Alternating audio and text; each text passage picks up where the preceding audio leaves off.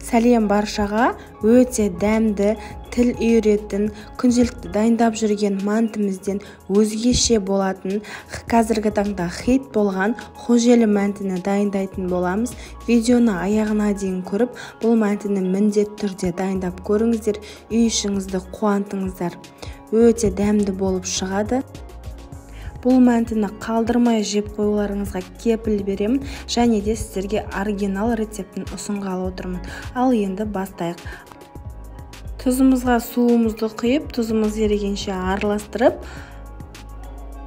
ұнымызға құйып, қамырымызды әдеттегідей үйлеп аламыз.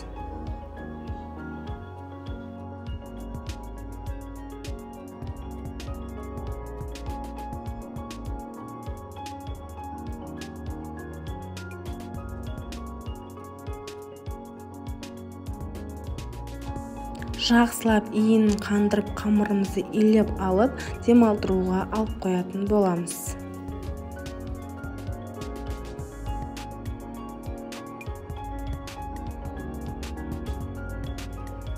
Иі қанған қамырымызды алып, жақсылап жұқа етіп жайып аламыз. Қамырымыз қаншалықты жұқа болса, мәнтіміз соншалықты жақсы болып шығады. Барынша жұқа етіп жаюларыңызға кеңес беремін.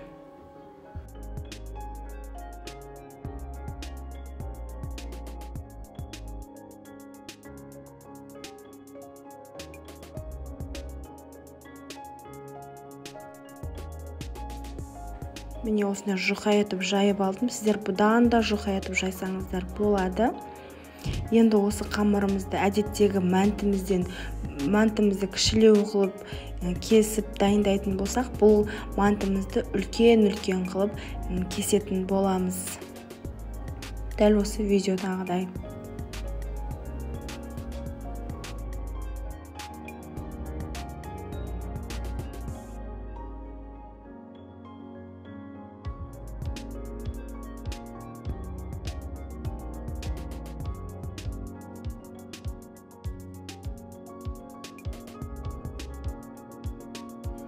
Қамырды елеп қойған кезінде мен салмамды дайындап қойған болатынмын.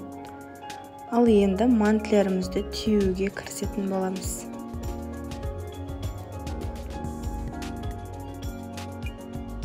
Қамырларды осылай жайып алғаннан кейін сұйық маймен қамырымыздың ішін майлап шығамыз.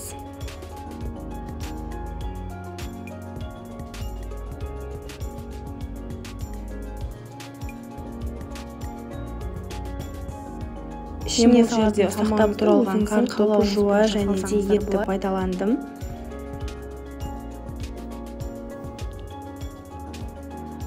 Мантының ішіне салатын салмамызды өте көп салмаймыз, барынша аздау етіп саламыз. Осылай үстінен басып шығамыз.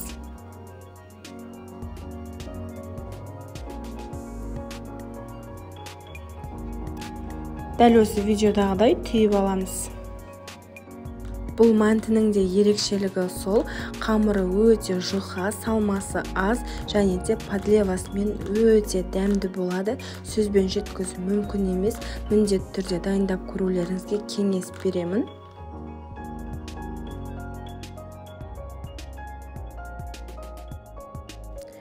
Жұқа болғаны соншалықты ішіндегі салған подлева көрініп тұру керек. Енді манты қазғанымызды алып, жақсылап майлап аламыз. Жабысып қалмас үшін.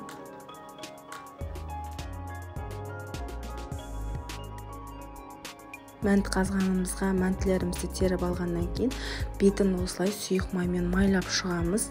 Әдеттегідей 35-45 минут, 40 минут әркім әртүрлі пісіреді. Мәнтілерімізді пісіріп аламыз. Сол аралықта біз мәнтіміздің подлевасын дайындайтын боламыз. Ол үшін бізге тек қана осылай жуа қажет болады. Қаншалықты подлевасы көп болса, қожелім. Ыдысымызға сұйық майымызды құйып, жуамызды қуырып аламыз. Осы сәтте тұз салып алуымыз керек. Менің тұз салған видеоға түспей қалған. Сіздер міндетті түрде тұздарыңызды салыңыздар. Пиязды қуырып жатқан кезде томатный паста саласыздар. Мен томатный пастам үйдегі томатный паста қолдан дайындалған, ал сіздер магазиндікін пайдалансаңыздар болады. Қаншалықты қып-қызыл болып қуырсаңыздар, томатный пастаны көбіректеу салып қып-қызыл подливаны дайындасаңыздар, өте дәмді болады. Пиязымызбен жуамызбен томатный пастамыз қуырылып жатқан кезде үстіне ыстық бір кесе су құйып аламыз, кішкене қайнатып аламыз. Сол аралықта кішкене қант саламыз. Өте көп салып жібермеңіздер, кішкене қасықтың ұшында қант салып, оны да кішкене қайнатып аламыз да, одан кейін астын өшіріп, мантымыз дайын болған кезде сүзіп аламыз.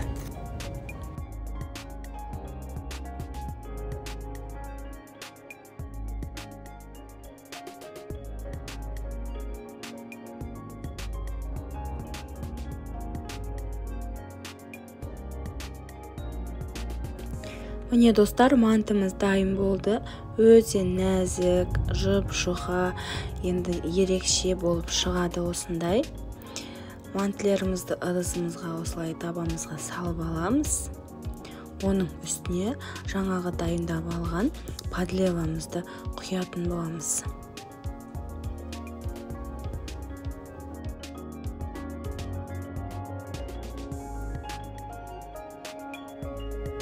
Видеоны аяғына дейін көрген болсаңыздар, достар, міндетті түрде мантыны дайындап көрулеріңізге кеңес беремін.